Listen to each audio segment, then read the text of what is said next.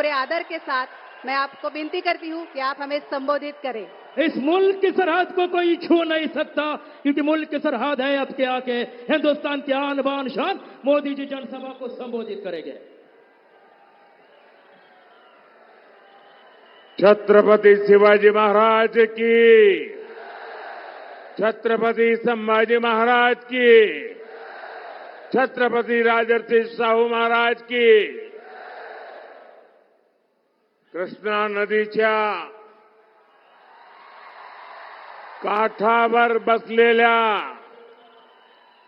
सातारकरांना माझा नमस्कार। सातारा हर देशभक्त के लिए, हर भारत भक्त के लिए किसी तीर्थ स्थल से कम नहीं है। यहां आपने छत्रपति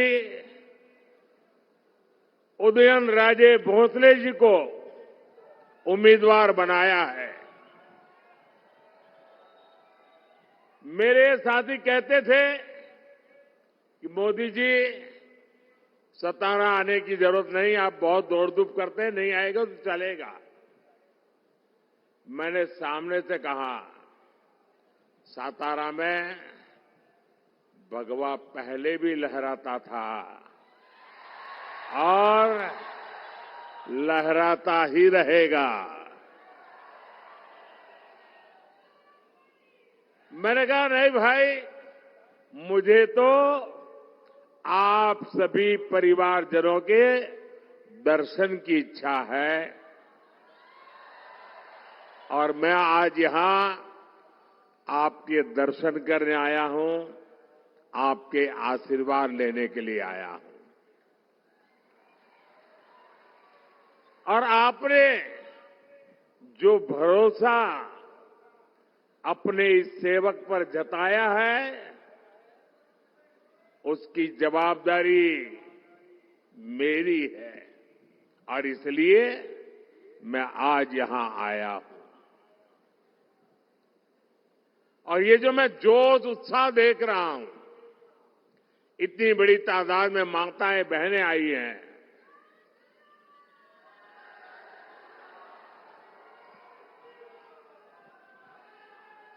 यहां से संदेश साफ साफ है। और इस जोश, उत्साह, उमंग, ये साफ मतलब है फिर एक बार, फिर एक बार, फिर एक बार।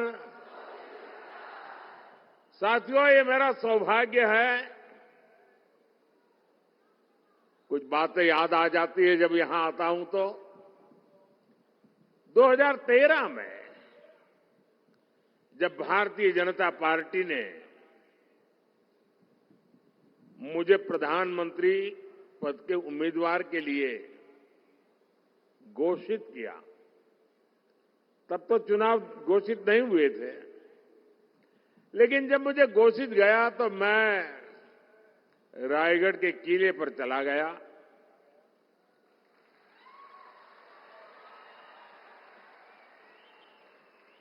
और कोई भी काम शुरू करने से पहले मैं छत्रपति शिवाजी महाराज की समाधि के सामने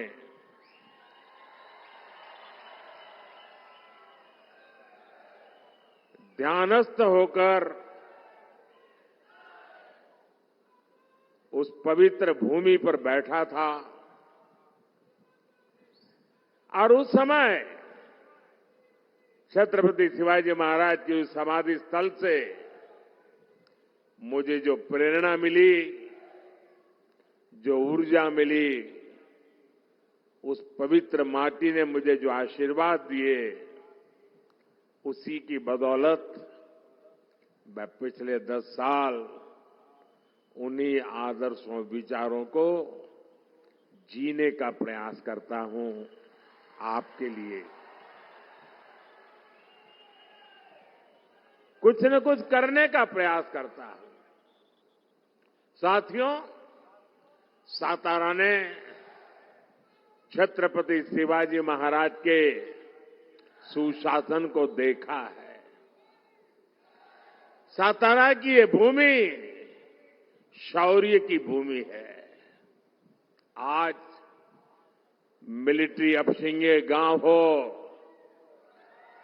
या सातारा का कोई भी सैनिक परिवार हो, आत्मनिर्भर होती भारत की सेनाओं को देखकर वो सबसे ज्यादा खुश है। आज हमारी सेना के पास एक से बढ़कर एक मेड इन इंडिया हथियार है। अब आप ही बताइए भाइयों बहनों, ऐसे काम करके मोदी ने जिनकी दुकानें बंद कर दी, वो खुश होंगे क्या? वो खुश होंगे क्या? हथियारों के जिन दलालों को कांग्रेस की सरकार बहुत अच्छी लगती थी, वो कभी भी मोदी की वाहवाही करेंगे क्या? साथियों, मोदी ने सैनिक परिवारों को एक और guarantee one rank one pension की दी थी और मोदी ने ये गारंटी भी पूरी करके दिखाई। कोई कैसे भूल सकता है कि कांग्रेस ने 40 साल तक सैनिक परिवारों को one rank one pension OROP उससे वंचित रखा। सिर्फ 500 करोड़ रुपए का जहां यानी झुंझुना दिखाकर कांग्रेस कहती थी ओआरओपी लाएंगे, यानी आंख में धूल झोंकने में इनकी ऐसी मास्टरी है, झूठ बोलने में इनकी ऐसी मास्टरी है। आज बीजेपी सरकार ओआरओपी के 1 लाख करोड़ रुपए, अब सोचिए वो 500 का खेल खेल रहे थे, 500 करोड़ का, आज 1 लाख करोड़ रुपए से ज्यादा अपने पूर्व सैनिकों को दे चुकी है। भाइयों और बहनों, देश 1947 में आजाद हुआ। कांग्रेस ने गुलामी की मानसिकता को फलने फूलने दिया। पूरी दुनिया छत्रपति शिवाजी महाराज की नौसेना का लोहा मानती थी। आज भी विश्व में जब भी नौसेना की दुनिया में चर्चा होती है, जो छत्रपति शिवाजी महाराज का नाम लिया जाता है। लेकिन इतने सालों तक आजाद भारत की नौसेना के झंडे में अंग्रेजों का निशान था। एनडीए सरकार ने, मोदी ने आकर के उस अंग्रेजी के निशान को हटाया। हटा करके रुका नहीं, मोदी ने तय किया कि इस झंडे का ताकत तब बढ़ेगी कि हमारी नौसेना के झंडे में अब छत्रपति शिवाजी महाराज के प्रतीक को स्थान दिया जाएगा। और दिया, डंके की चोट पर दिया। हमारी सरकार ने मराठा सेनाओं द्वारा बनाए गए ऐतिहासिक किलों को भी यूनेस्को की वर्ल्ड हेरिटेज साइट में शामिल करने के लिए नामांकन किया है। महाराष्ट्र का लोहगढ़ हो, सिंधुदुर्ग हो या फिर मराठा सेनाओं द्वारा बनाया गया तमिलनाडु का जिंजी फोर्ट हो, इन सभी को वर्ल्ड हेरिटेज साइट की लिस्ट में लाने का हम प्रयास कर रहे हैं। मराठा विरासत की शान दुनिया में बढ़ेगी तो हम सबको गर्व होना चाहिए कि नहीं होना चाहिए? गर्व होना चाहिए कि नहीं होना चाहिए? दुनिया में डंका बजे तो गर्व होना कैसे नहीं होना चाहिए? लेकिन कांग्रेस को तकलीफ होती है कि मोदी ये सब काम क्यों कर रहा है। साथियों, सातारा ने बाबा साहब आंबेडकर, महात्मा फूले और सावित्रीबाई फूले के सामाजिक न्याय को गढ़ने में बड़ा योगदान दिया है। एनडीए सरकार ने 10 वर्षों में इसी प्रेरणा को सुशासन का आधार बनाया है। आप देखिए, कांग्रेस ने 70 साल में से 60 साल देश पर शासन किया, लेकिन बाबा साहब आंबेडकर संविधान जम्मू कश्मीर पर लागू नहीं होता था। 370 की दीवार बनाई हुई थी। आपके आशीर्वाद से आपके सेवक मोदी ने आर्टिकल 370 को ध्वस्त कर दिया, कब्रिस्तान में गाड़ दिया। मोदी ने आर्टिकल 370 हटाया। आप मुझे बताइए, आपको गर्व होता है कि नहीं होता है? आपको गर्व होता है कि नहीं होता है? 370 हटा करके देश की शान बढ़ी कि नहीं बढ़ी? देश की एकता को ताकत मिली कि नहीं मिली? ये गारंटी मोदी ने आपको दी थी और मोदी ने वो गारंटी पूरी कर दी। अब जम्मू कश्मीर में मैं जरा जो लोग आरक्षण के नाम पर झूठ बोल बोल करके हमारे देश के लोगों को गुमराह करने में लगे हैं, मैं जरा चुभने वाला एक सवाल उनको पूछना चाहता हूं। इतने आरक्षण के गीत गा रहे हो, क्या जम्मू कश्मीर में रहने वाले आदिवासी, जम्मू कश्मीर में रहने वाले दलित, क्या वो आरक्षण के हकदार थे कि नहीं थे? जब देश के दलितों को आरक्षण मिल सकता है, देश के आदिवासियों को आरक्षण मिल सकता है, तो जम्मू कश्मीर में मेरे दलित भाई बहनों को, मेरे आदिवासी भाई बहनों को आरक्षण से वंचित क्यों रखा गया? संविधान वहां पर लागू क्यों नहीं किया? क्योंकि वोट बैंक की राजनीति आप पर हावी रही है। भाइयों बहनों, 370 हटाकर बाबा साहब आंबेडकर के संविधान को जम्मू कश्मीर में भी लागू कर दिया। वहां मेरे दलित भाई बहनों को आरक्षण का अधिकार मिला, आदिवासी भाई बहनों को आरक्षण का अधिकार मिला, ओबीसी भाई बहनों को आरक्षण का अधिकार मिला। वो हक मिल रहा है जो हिंदुस्तान के हर महिलाओं को मिल रहा है, वो आज जम्मू कश्मीर में आजादी के इतने सालों के बाद मिल रहा है। भाइयों और बहनों, हमारी सरकार में ही मेरे देशवासियों को मुफ्त राशन, मुफ्त इलाज, पक्का घर, बिजली, पानी, अनगिनत सुविधाएं आखिरी व्यक्ति तक पहुंचाने के लिए मोदी ने अपना पल पल खपाया है। और ये लाभ पाने वालों में ज्यादातर कौन लोग हैं? कौन लोग थे जो इन चीजों से वंचित थे?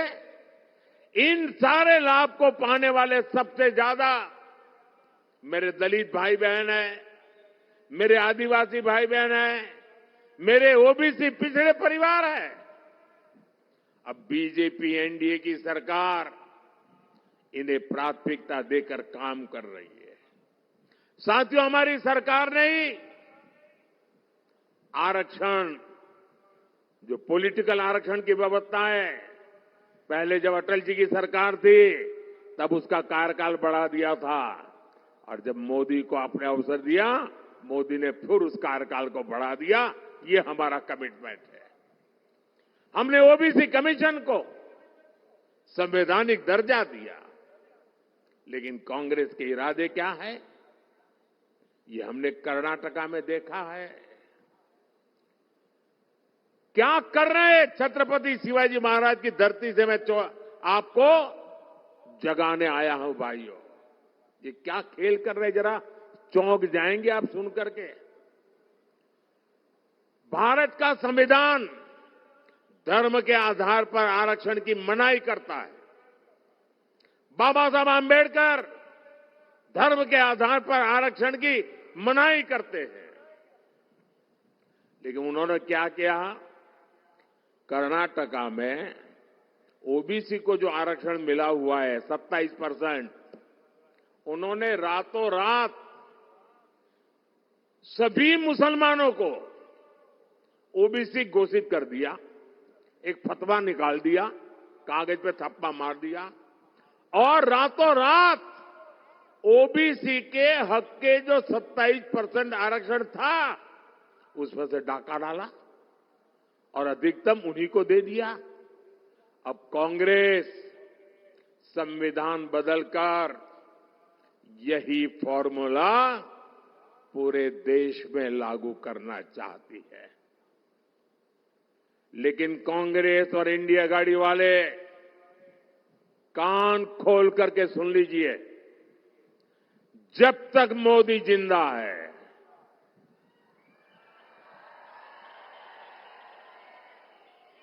जब तक जनता जनार्दन का मुझ पर आशीर्वाद है,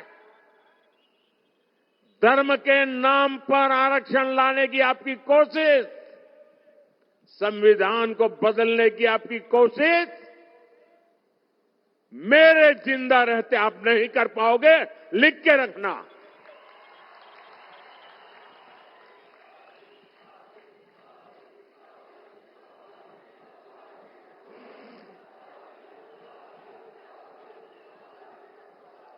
साथियों,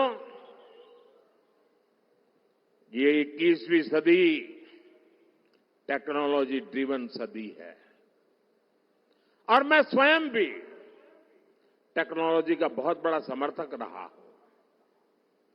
मैंने सोशल मीडिया का उपयोग हमेशा जनता जनार्दन से जुड़ने के लिए किया है, आपकी इच्छाओं आकांक्षाओं को जानने के लिए किया है। आप तक सरकार का कोई कार्यक्रम पहुंच रहा है या नहीं, उस पर सुधार की गुंजाइश क्या है, ऐसी फीडबैक के लिए मैंने सोशल मीडिया का उपयोग किया है। लेकिन ताजा घटनाएं परेशान करने वाली है, लोकतंत्र प्रेमी हर व्यक्ति को शर्मसार करने वाली है। जो लोग भाजपा से, एनडीए से मुद्दों के आधार पर, सच्चाई के आधार पर, अपने कार्य के आधार पर आमने सामने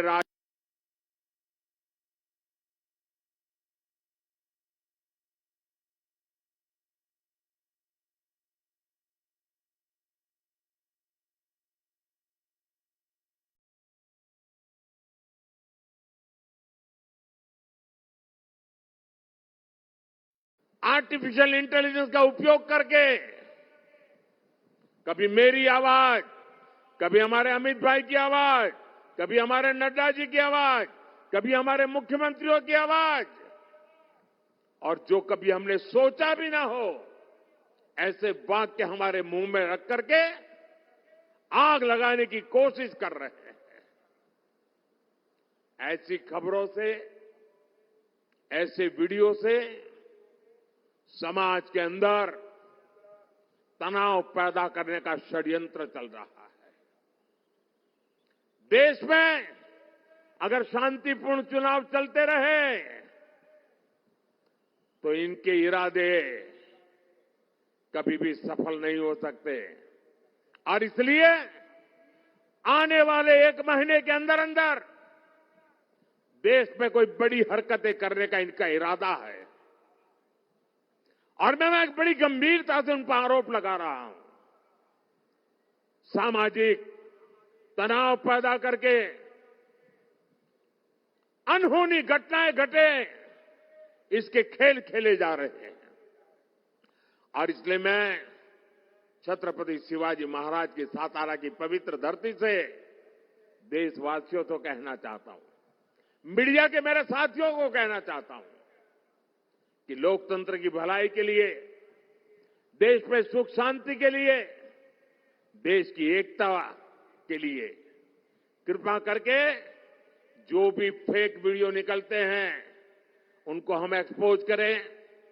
ऐसे कोई भी वीडियो, कोई भी तस्वीर आपके व्हाट्सएप पर आए तो किसी सोशल मीडिया पर दिखे तो मेरा रिक्वेस्ट है पुलिस को जानकारी दे।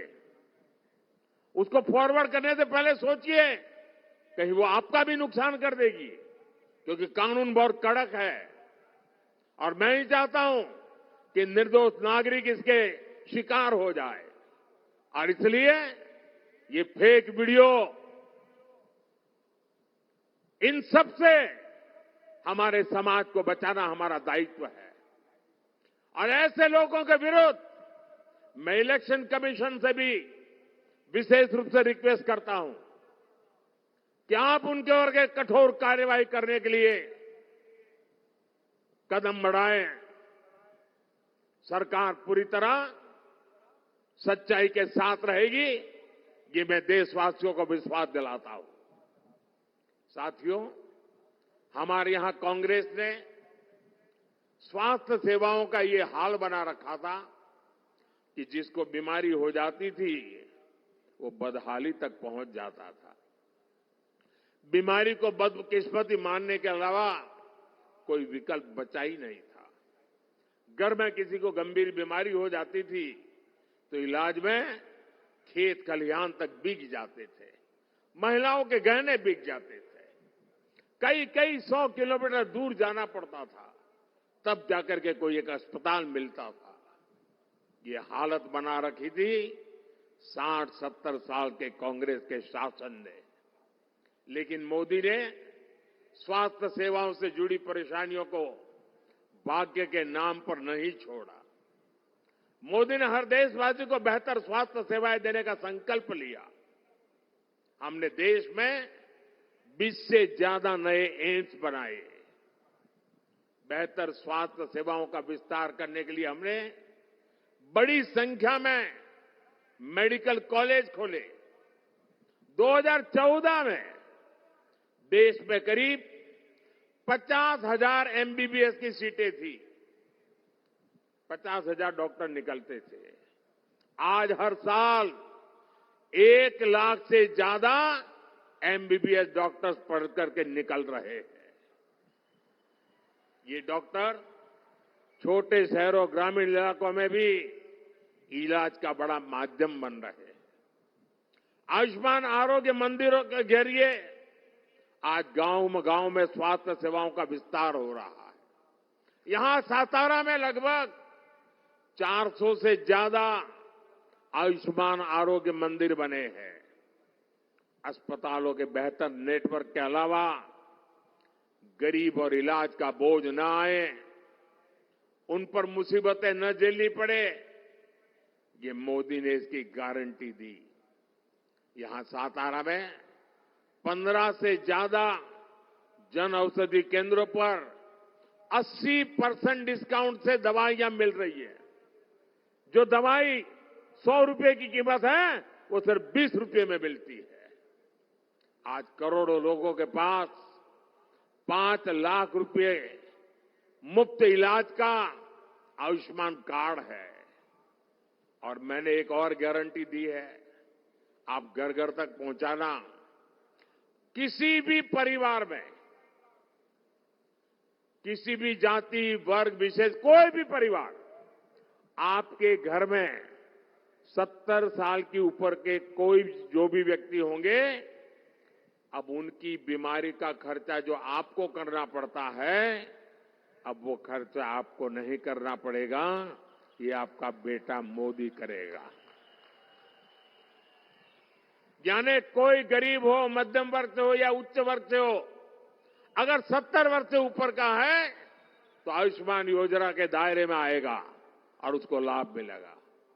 भाई और बहनों, सत्ता को अपने खानदानी जागीर समझने वाले आपकी इस तकलीफ को कभी नहीं समझ सकते। ये चिंता वही कर सकता है जो आपके बीच रहा हो, जिसने आपकी तकलीफों को देखा हो, जिसने आपकी तकलीफों को जिया हो। साथियों, कांग्रेस सरकार का रवैया गरीबों को लेकर क्या होता था, इसका अंदाजा आप उनकी नीतियों से लगा सकते हैं।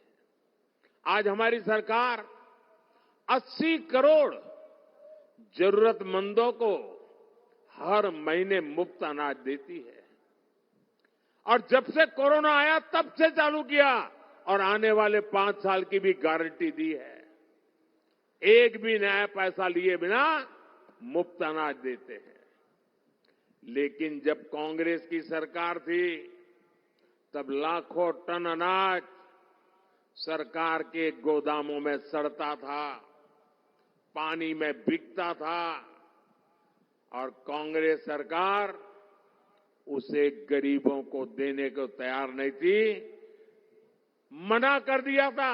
इतना ही नहीं, सुप्रीम कोर्ट ने कहा था, सुप्रीम कोर्ट ने हस्तक्षेप किया था और सुप्रीम कोर्ट ने कहा था कि कांग्रेस सरकार अनाज गरीबों में बांटे। लेकिन तब कांग्रेस सरकार के प्रधानमंत्री डॉक्टर मनमोहन सिंह जी ने क्या कहा, आपको सुनकर के चौंक जाएंगे। उन्होंने कहा था कि सुप्रीम कोर्ट इस मामले में दखल न दे, यानी अनाज सड़ता है तो सड़े, गरीब भूख से मरता है तो मरे, लेकिन कांग्रेस सरकार गरीबों को अनाज देने को तैयार नहीं थी। ये कांग्रेस की असंवेदनशीलता थी।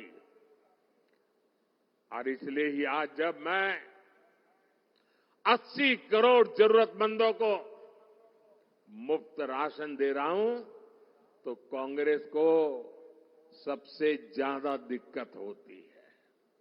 भाइयों और बहनों, तुष्टीकरण के आगे घुटने टेक चुकी कांग्रेस ने एक और बड़ी घोषणा, खतरनाक घोषणा की है। ये कांग्रेस कह रही है आपके खेत, आपके घर, आपके परिवार में माताओं बहनों के गहने, उनके मंगलसूत्र, कांग्रेस कहती है अब एक्सरे करेंगे, एक्सरे।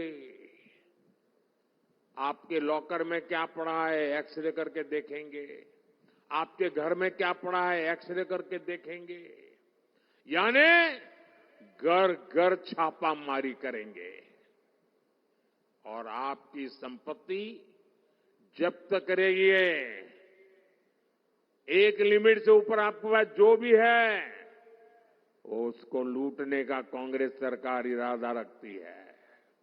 और उनकी जो खासम खास वोट बैंक है ना, उनको मजबूत करने के लिए उनको बाढ़ देंगे। मैं जरा सातारा के भाई बहनों को पूछना चाहता हूं, क्या आप ऐसा होने देंगे? आप ऐसा होने देंगे? क्या आपको इस प्रकार की नीतियां मंजूर है? ऐसा सोचने वाले लोग देश की राज में होने चाहिए। मोदी का प्रयास है कि देश में हर बहन के नाम पर कोई न कोई प्रॉपर्टी हो, इसलिए घर बहनों के नाम पर दिए जा रहे हैं। जन जन खातों से करोड़ों बहनों को पहली बार बैंक खाते खुले। अब बीजेपी सरकार उसमें सीधा पैसा डालती है। मोदी अपनी बहनों को ड्रोन पायलट बनाने में जुटा है। मोदी ने 3 करोड़ बहनों को लखपति दीदी बनाने की गारंटी दी है। लेकिन कांग्रेस के शाहजादे की चली तो कांग्रेस माताओं बहनों की कमाई, उनके गहनों को भी नहीं छोड़ेगी।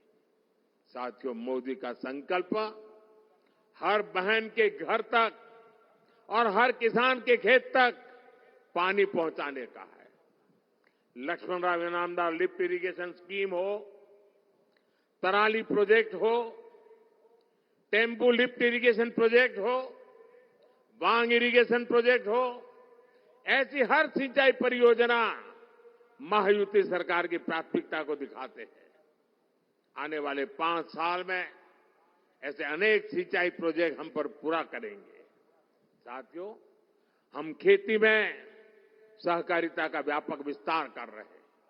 इसलिए पहली बार अलग सहकारिता मंत्रालय बनाया गया है।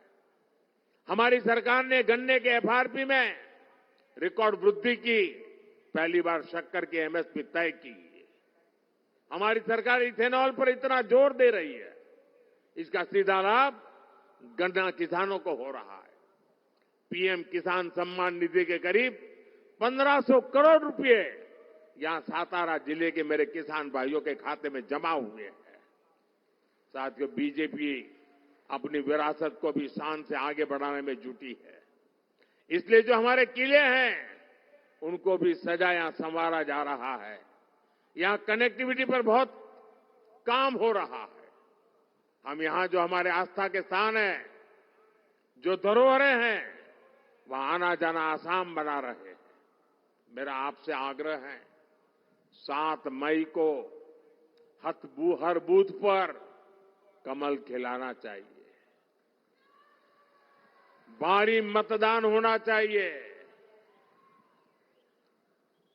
और आपको मैं गारंटी देता हूं, आपका सपना ये मेरा संकल्प है। और आपका सपना पूरा करने के लिए मेरा विजन भी है और जीवन भी उसी के लिए है। 24/7 फॉर 2047 इस मंत्र को लेकर के मैं काम कर रहा हूं।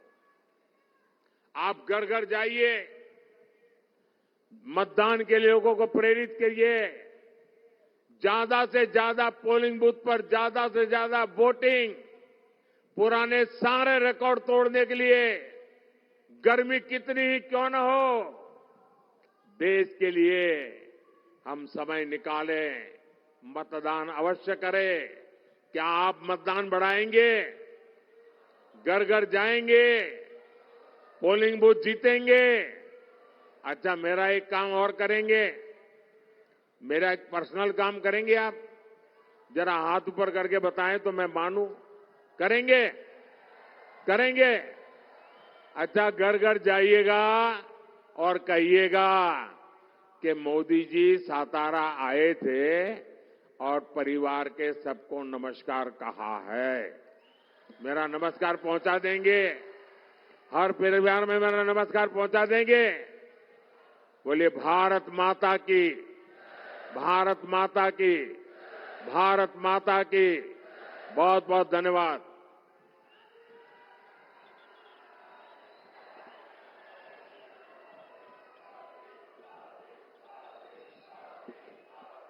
बहुत बहुत धन्यवाद आदरणीय प्रधानमंत्री नरेंद्रजी मोदी। यानंतर आपल्या सगळ्यांना ते अभिवादन करतायत आणि आपणही आपला सगळ्यांचा निश्चय, आपल्या सगळ्यांचं मत, आपल्या सगळ्यांचं म्हणणं आणि आपल्या सगळ्यांचं त्यांच्याविषयी असलेलं प्रेम आपल्या जोरदार टाळ्यांमधनं पंतप्रधान मोदीजींपर्यंत पोहोचवूया।